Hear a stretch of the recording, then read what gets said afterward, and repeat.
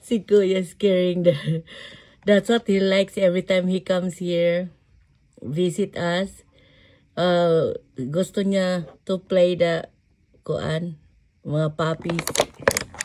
Oh, tino. Nya, masuko ra ba na siya. Basta, kuan, ipanghatag na mo ang iro. Kay muana din na siya. Nga, kung kaya ko nun ako ipanghatag ang mga iro, kaya po daw nako sila ipanghatag sa uban. Higyan. Gusto niya, kuan yan siya, gusto niya ang mga kuan iro. Muna iyang mga palangga, mahilig siya mga animals. Kaya palangga niya yung papa ka animal. Tino mga iro, pero wala siya kabalo kaya wala kabalo si kuya nga naka-schedule na ang mga ero nga ipanghatag. Kani si Gorda no, putra uwagon kay ni si Gorda ako man ni siyang ipakuan ba, ipalaygit na ako ni para na ni maburos ng animal.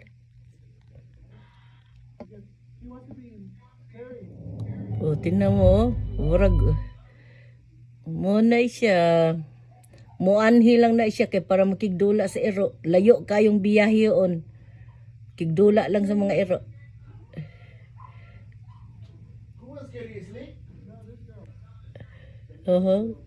Tada. Si Slick. Kana sila magsuon na sila.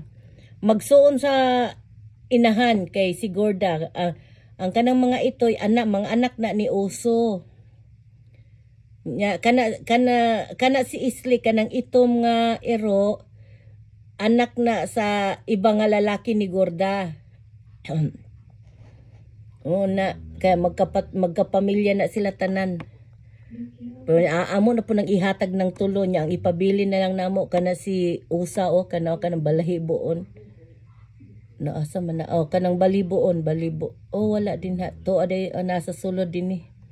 Ang isa na din sa sulod. Kay gusto lang siya permis sa sulod. Kigdola siya Oh my God. Na siya, dola si Gorda og si Slick. Kanang duha ka itom. Iba ang amahan. Anya ang kanang tulo ka iro din na upat kay anak ni Uso. Sa kani si Gorda, uwagan kay liwat siyang amo. Okay. Put it in my bed. Okay, bye. Thanks for watching. Peace out.